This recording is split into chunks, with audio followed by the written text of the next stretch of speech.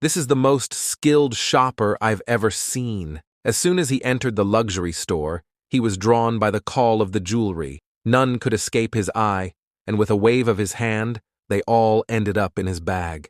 The secretary behind him had long since grown accustomed to this, making it look more like he was buying wholesale at a market. Even the store owner was taken aback by his confidence. You might think he's just wealthy, but he's actually a luxury collector. He's filled one basement and even spent $10 million on a limited edition piece of clothing.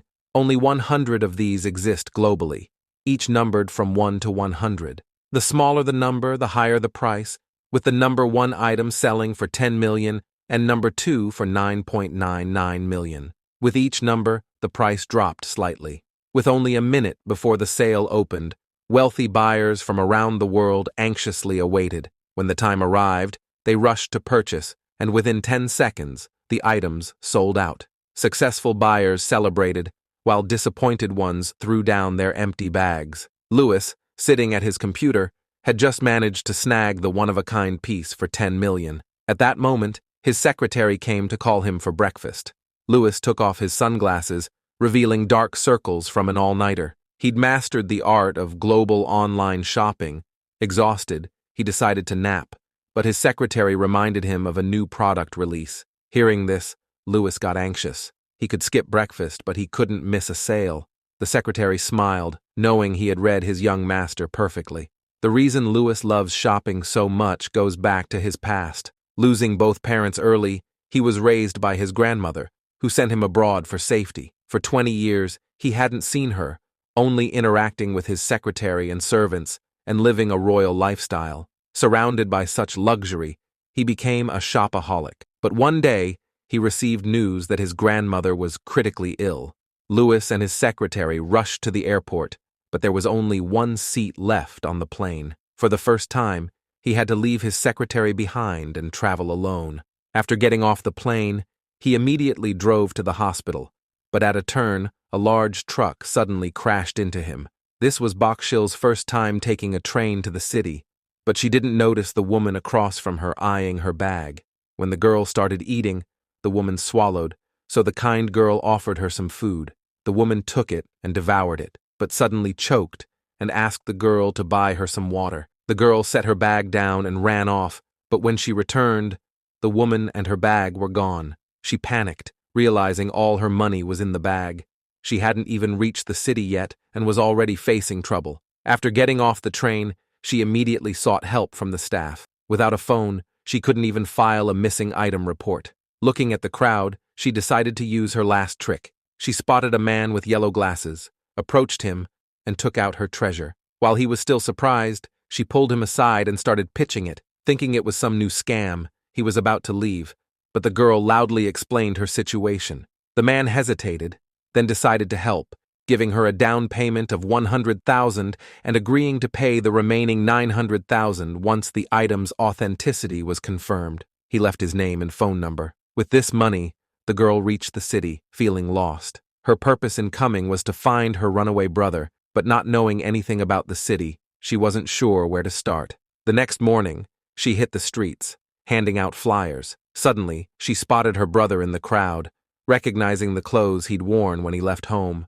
She rushed over, but the face she saw was that of a handsome stranger. Though surprised, she was certain she hadn't made a mistake. She pulled open his coat to reveal the unique mark she'd left on the clothes and took him to the police station. After some questioning, she discovered he'd lost his memory. Since she was still searching for her brother, she decided to keep him with her until he regained his memory. Little did she know, this seemingly ordinary man actually had an extraordinary identity. At the scene of the traffic accident, the police were discussing this case when a young man in the distance sighed. Little did he know, he was one of the accident's victims. He had been rushing to the hospital to see his critically ill grandmother, driving alone when he collided with a large truck the previous night. Though he managed to survive, he woke up with memory loss. His family assumed he hadn't made it, and the next day, they held a funeral. Little did they know, this was part of a long-planned scheme. Meanwhile, the amnesiac Louis met a girl from the countryside. Soon, they faced their first challenge.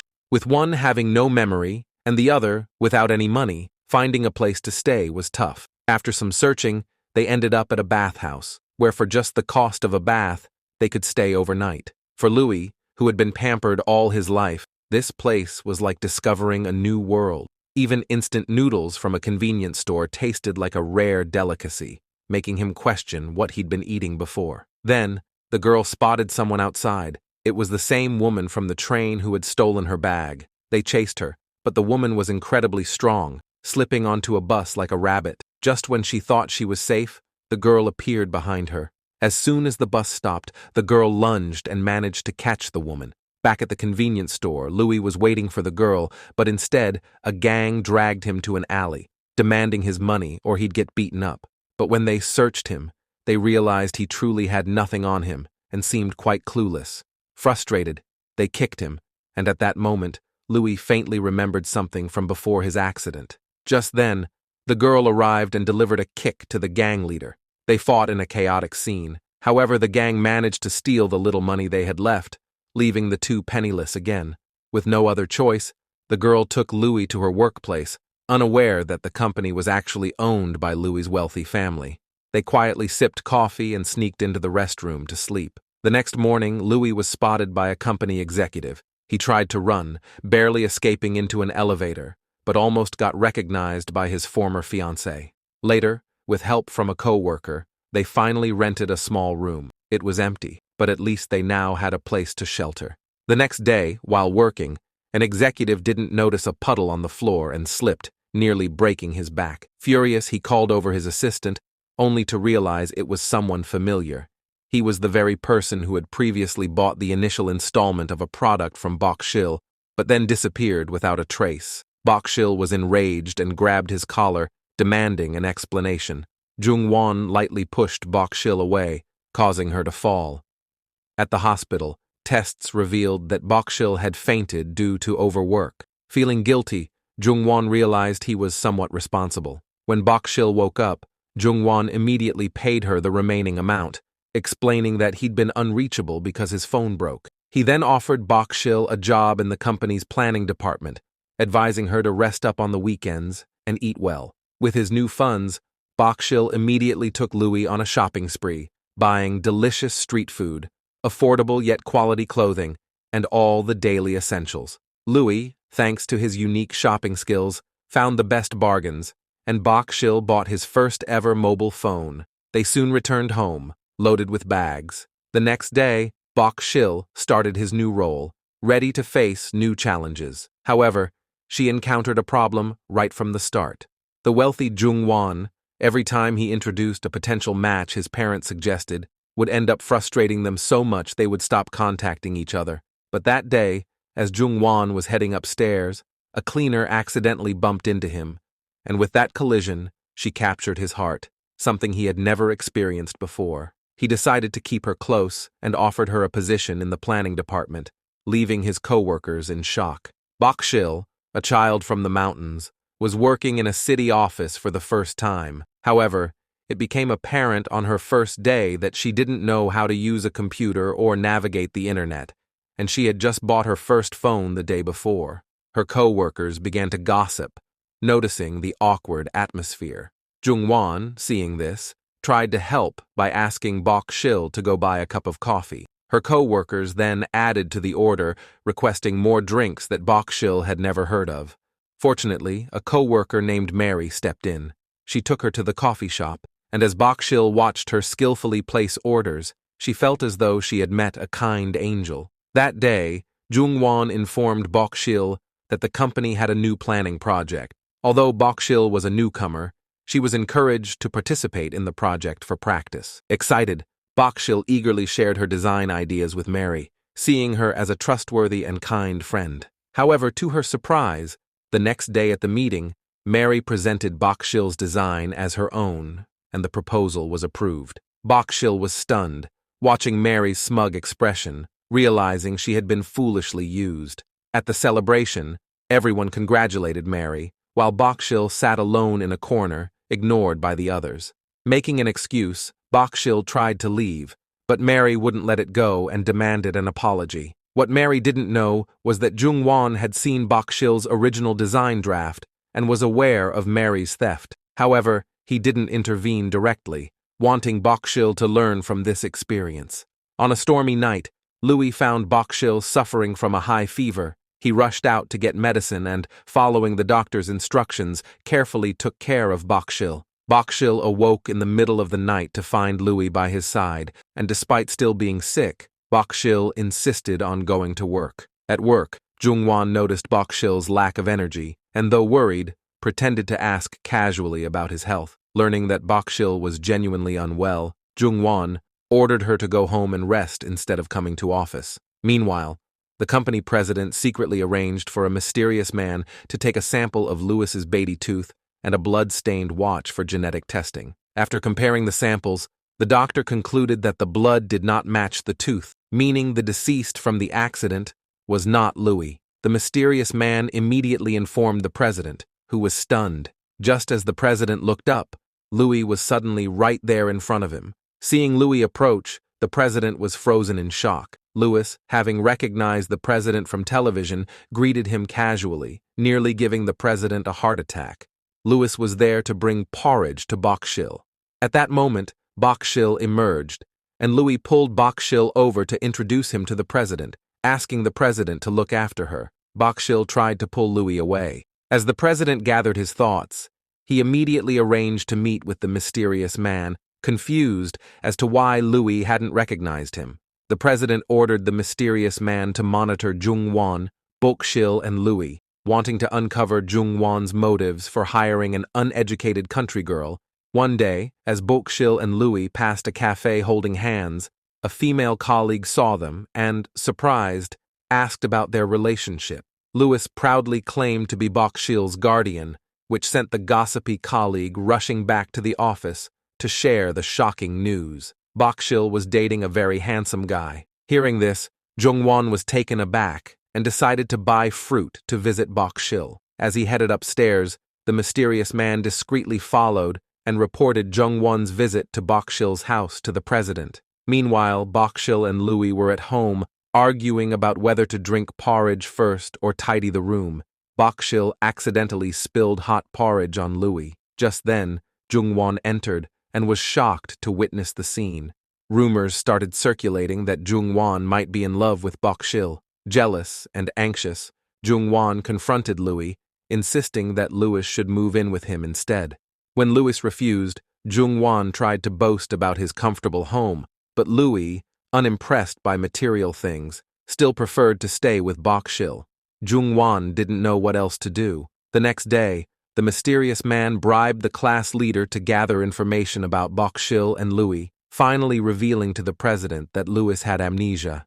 Jungwon, after a sleepless night filled with worries, couldn't accept the idea of two adults over 20 living in the same room. The next morning, Jungwon put on his glasses and told Bokshil that they were going on a business trip, and Bokshil had to accompany him. Though Jungwon had intended it to be a special trip with just her, an unexpected third person was added to the group. Mary was unhappy but couldn't argue, while Bokshil messaged Louis that she'd be accompanying the boss and the team leader on a business trip, advising him to buy his own dinner. Suspecting this business trip was really an excuse for a date, Louis decided to pursue them to prevent Bokshil from falling into the boss's clutches. Meanwhile, next day, Louis, attempting purse Bokshil, was hit by a car. Just when everyone thought the man had stopped breathing, Louis suddenly opened his eyes. He noticed that the flowers prepared for Bokshil had been ruined, and feeling upset, demanded that the driver pay $3,000 as compensation. At that moment, a neighboring aunt arrived in time, telling Louis to lie back down on the ground, and then requested 2,000,000 won from Mary. Mary was stunned, as Louis had only asked for 3,000. The aunt, with just a few words, managed to raise the compensation demand by 2,000,000. Louis, who had a hard time saving money, quickly started sharing his thoughts online. His sharp reviews on Jungwon's company unexpectedly made him an internet sensation, bringing him fame and followers. While Louis enjoyed his newfound online success, Jungwon was deeply worried. Louis's actions not only led to a decline in product sales, but also damaged the company's reputation. After some investigation, it was discovered that the phone ID used for the posts was linked to Bokshil. Jung-won knew immediately that Bok-shil couldn't be behind this and suspected Louis was responsible. He warned Louis that if he didn't stop posting, the company might have to fire Bok-shil because of the situation. Panicked, Louis, wanting to protect Bok-shil's hard-won job, made a deal with Jung-won and agreed to move into Jung-won's home. However, Louis then signed an unfair agreement. Once settled in Jung-won's home, Louis cleverly turned the tables, making himself the dominant one. He even prepared a massive surprise when Jung-won's parents came home, giving the impression that they were a couple. When his parents saw them together, they mistakenly believed the two were in a relationship, which left Jung-won in a bind. Not only did he end up being mistaken as Louis' partner, but he also found himself becoming a full-time caretaker in his own home. One day, after returning home from work, Jung-won walked in on a scene that caused his blood pressure to skyrocket. He reminded himself that he had willingly brought this upon himself and should stay calm, but he couldn't hold back. Under Jung-won's threat, the two began to clean up the disaster area. During this, Curly Hair revealed that Louis had fallen victim to a phone scam, losing all of Bok-shil's savings, and had even maxed out Bok-shil's credit card this month. Without hesitation, Jung-won ordered Louis to go work at a construction site to experience some real hardship. Louis, who had never done manual labor, finally understood Bok-shil's struggles. When he got home, he collapsed onto the sofa, groaning in pain and begging Jung-won to apply medicinal patches on him. Soon, he was covered in patches.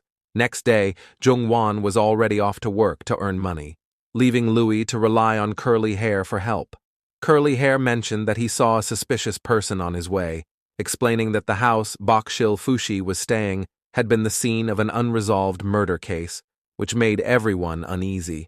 Hearing this, Louis forgot all about his own pain and rushed out, determined to protect Bok-shil. Soon, there was a familiar figure sprinting down the street, a scene that happened to be captured on television. Watching from home, Granny immediately recognized that the person running was Louis and sent Secretary Kim to track him down. Meanwhile, Jung-won returned home, saw the note Louis had left, and became furious. Since moving back to Bok-shil's place, Louis had taken on the role of his protector. Despite his aching body, he didn't forget to exercise in the yard every day. Tired, he'd make himself a coffee, spilling one and making another, before going to pick up Bok-shil from work. Just as Louis left, an uninvited guest showed up.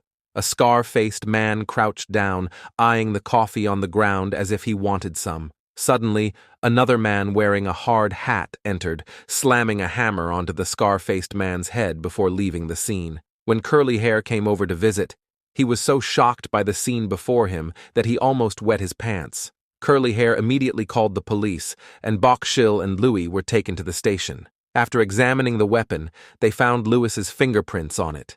Despite his attempts to explain that he had only used it, no one believed his story. Watching the news on TV, Jung-won rushed over on his bicycle, only to walk in on Bok-shil and Louis leaning on each other while he alone was stressing out. His anger almost caused his blood pressure to skyrocket, but he still told the police that, judging by Louis's clumsy nature, calling him the murderer was giving him too much credit.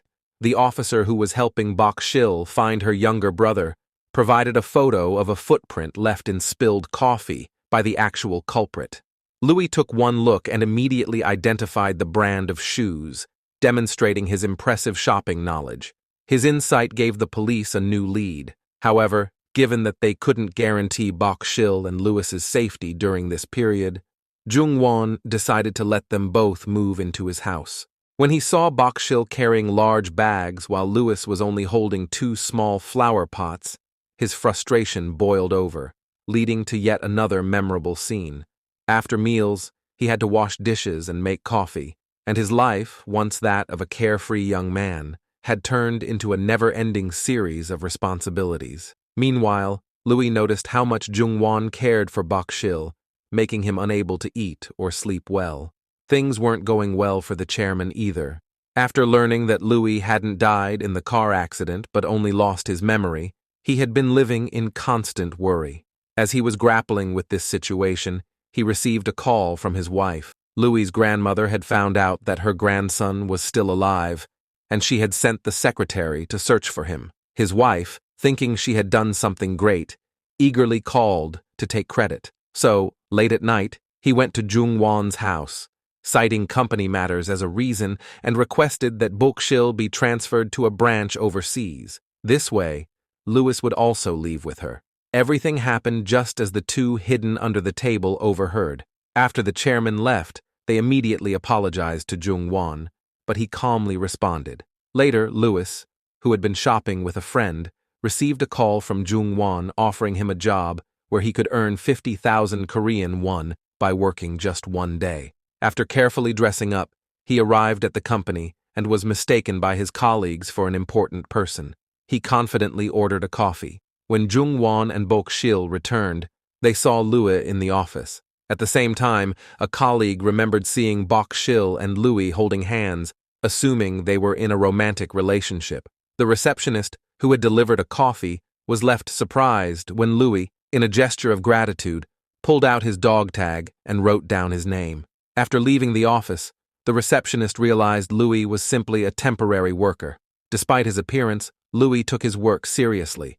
The camera shifted, and based on the clues provided by Louis, the police finally captured the criminal after several days of searching. They rewarded him with the amount of money for his contribution. In the end, Louis and Bok-sil bid farewell to Jung-won and moved back to their little house.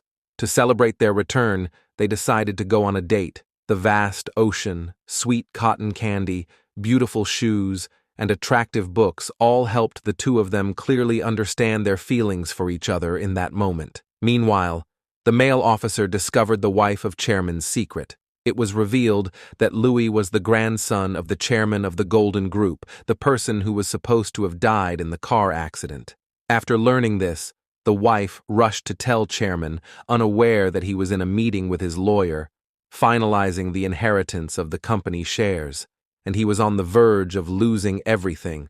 At the same time, Louis, who had just returned home and hadn't had a chance to greet Bok-sil, was suddenly stopped by several burly men. Without saying a word, they carried him into a car and stopped in front of a red-door mansion. That evening, to celebrate Louis's return, his grandmother immediately called for a meeting and announced that Louis would inherit the company. This declaration shocked everyone. However, they did not know that Louis had not yet regained his memory. While surrounded by luxury, such as a specially made sandwich set, high-end suits and shoes, and his favorite golden 3-in-1 coffee, Louis had carefully laid out a red carpet and prepared a surprise to tell Fushi that, even though his identity had changed, their relationship would remain unchanged. No matter how far apart they were, it wouldn't stop him from missing Bok-sil deeply. The male officer brought Bok-sil to a place made of wood and told her that her brother was dead. It turned out that on the day Louis returned to the country, he encountered a terrorist group. Her brother, Jun-hyuk, was one of the members. He had stolen Louis's luxury car and all his belongings. When the accident occurred, Jun-hyuk died in Louis's place. Bok-sil, devastated by this news, struggled to accept the truth. Unable to cope with the pain, she decided to leave the heartbreaking city, leaving behind a resignation letter. She boarded a bus back to his rural life. To her surprise, when Bok-sil arrived back home, she encountered someone unexpected. Meanwhile, after Louis discovered that Bok-sil had disappeared, he immediately went with the secretary to the deep mountains. Jung-won, once fashionable man, who had given up his career to live in the mountains with Bok-sil. Yet, as a first-time farmer, he was clearly inexperienced. While washing a dish, he tore his pants, and cold air even seeped through the back. Next, he struggled while wearing his work clothes, breaking the handle of the well pump and struggling while fetching water from the western side. At that moment, Louis finally arrived, and he expressed his feelings to Bok-sil. But Bok-sil, to avoid causing them both more pain, spoke from her heart, "I don't like you," and walks away, still remembering her moment with Louis. And Louis on this side felt just as bad. Jung-won was about to reveal the truth to him, but just then, a motorcycle came by. It turns out that the one who had died in his place was Bok-sil's younger brother. Although it was an accident, it became an obstacle in their relationship. Facing the truth, he was speechless in front of Bok-sil and could only, while Bok-sil went to work, quietly wait at the station, clean up the room in silence, put money in the piggy bank. In the end, he decided to leave this sad city and return overseas to continue his life. Before leaving, he boarded a bus, intending to take one last look at the places they once walked together. But just then, he spotted Bok Shil's brother, Jun Hyuk. Jun Hyuk, seeing him, thought Louis had returned to settle a debt and immediately tried to run away. But Louis, just then, fell from a bike and hit his head hard on the ground. The past images flooded back. Louis had once again lost his memory, becoming a street wanderer, wearing the same shabby outfit and encountering the same Bok Shil. Seeing him, Bok Shil immediately rushed toward him. Bok Shil was stunned. Despite his amnesia, Louis still didn't recognize her. At that moment, Bok Shil was shocked, yet she tried to remain composed. She told Louis her name was Bok Shil, but upon hearing it, Louis's eyes turned red. Seeing this, Bok Shil couldn't help but step forward and give him a hug. She then called the secretary, telling him that she had found Louis on the street again. However, when the secretary arrived, he startled Louis, causing a chase to begin. Bok Shil followed Louis onto a ship, but just as they were preparing to disembark, the ship suddenly started moving, leaving Bok Shil behind. In her panic, a familiar voice suddenly echoed. Bok Shil froze in shock. It was the voice she had longed for. It turned out that after Jun Hyuk took all of Louis's belongings, Bok Shil's brother told Louis that once he handed everything over to him, he would return in an hour. However, his friend took all the things, drove off in the luxury car, and ended up in a car accident. Upon seeing this, Jun Hyuk panicked. Louis, who hadn't received the items from Jun Hyuk, encountered more trouble that led to his amnesia after hitting a fire hydrant. Meanwhile, Bok Shil, having just arrived, was reflecting on the situation. Jun Hyuk pulled out his phone and played a video. It turned out that after Louis hit his head on the ground, he had fully regained his memory and was just pretending to lose his memory again. Louis immediately called everyone and informed them of Jun Hyuk's whereabouts. Everyone gathered to plan a surprise for Bok Shil. In the end, the group came together and surprised her, leaving Bok Shil overjoyed.